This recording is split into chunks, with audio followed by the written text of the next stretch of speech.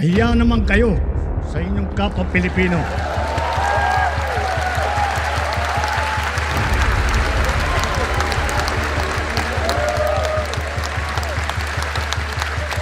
Mahiya naman kayo sa mga kabahayan nating naanod o nalubog sa mga pagbaha. Mahiya naman kayo lalo sa mga anak natin na magmamana sa mga utang na ginawa ninyo na binulsan nyo lang ang pera. Nag-umpisa ang lahat sa State of the Nation address ni Pangulong Ferdinand Marcos Jr. Bukang bibig ng Pangulo, panagutin ng mga kurap at nasa likod ng mga palpak na proyekto kontra baha. Ang mga flood control projects na nagpalubog sa maraming lugar sa bansa, kabilang na ang Metro Manila. Sa inilabas na listahan ng Pangulong Marcos, isa ang pamilya Diskaya sa kontrobersyal na kontraktor na nakakuha ng maraming proyekto mula sa DPWH. Dito na mas uminit ang taong bayan nang tukuyin na mag-asawa na maraming mambabatas ang nanghihingi ng kickbacks o parte nila sa bawat proyekto. Ayon sa mga Diskaya, sa bidding planning pa lang, lumalapit na ang ilang opisyal ng DPWH para i-secure na ang kanilang bahagi sa proyekto.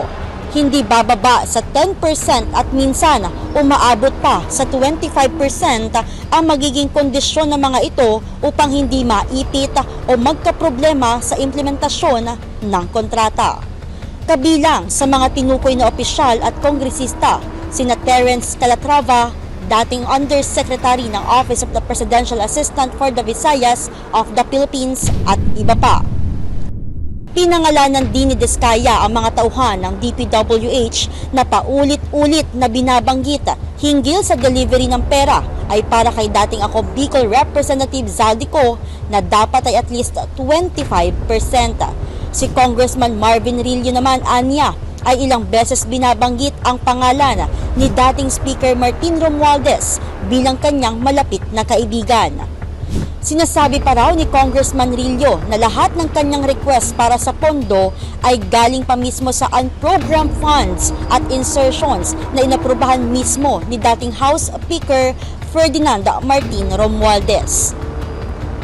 September ngayong taon nang biglang i-anunsyo naman ni dating Congressman na Zaldico sa kanyang pagbibitaw sa pwesto bilang kinatawan ng Ako Bicol Party List matapos ito madawit sa flood control scandal.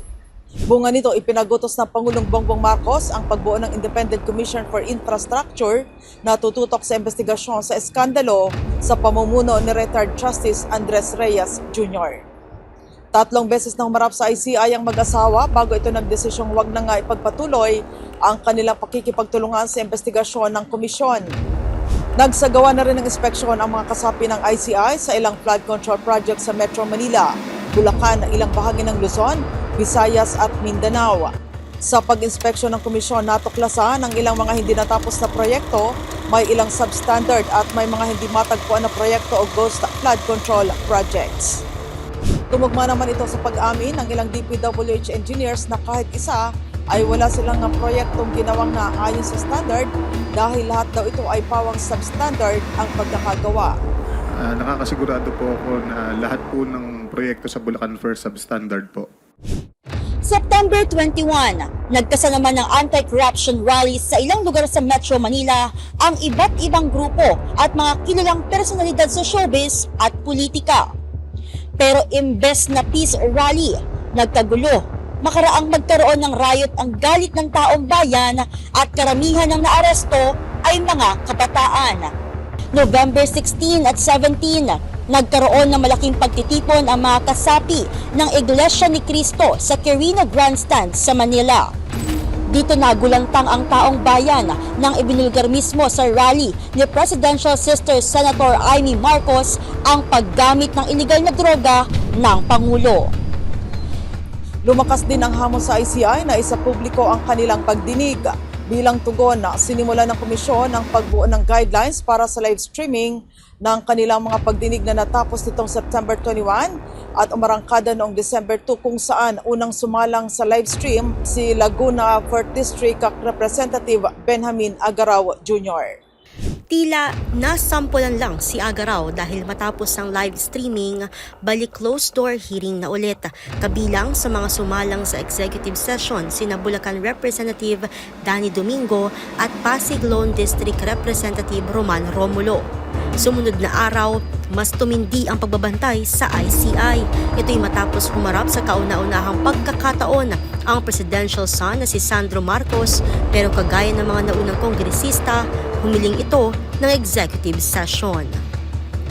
Samantala, hindi pa man sumasapit ang Kapaskuhan, nasampulan na si Sara Diskaya matapos itong hainan ng warrant of arrest kaugnay sa 96.5 million pesos na flood control project sa Davao Occidental.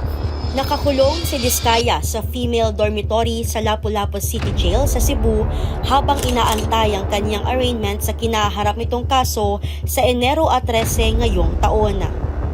Nagulantang naman ang publiko sa misteryosong pagkamatay ni dating DPWH Undersecretary Maria Catalina Cabral. Isang malaking kawalan ang pagpanaw ni Cabral ayon sa ilang mga opisyal sa gitna ng investigasyon sa flood control na may malaking kaalaman sa mga proyekto. Sa ngayon, kinumpirma ng PNP Forensic Group na hindi tumalon kundi nagpadausdos pababa sa bangin si Cabral. Lumabas rin sa autopsy report na nagtamo ng blunt traumatic injuries dahil sa pagbagsak nito mula sa mataas na lugar. Sa ngayon, patuloy na gumugulong ang investigasyon para mapanagot ang mga sangkot sa katiwalian at maibalik ang perang nawala sa kaban ng bayan. Kasama mo sa RMN Manila. Para sa RMN News Year-End Report, Radyo Man Joyce Collantes Adra. Kasama mo sa RMN Manila para sa RMN News Year-End Report. Ako si Radyo Man Sheila Emplito, Tatak RMN.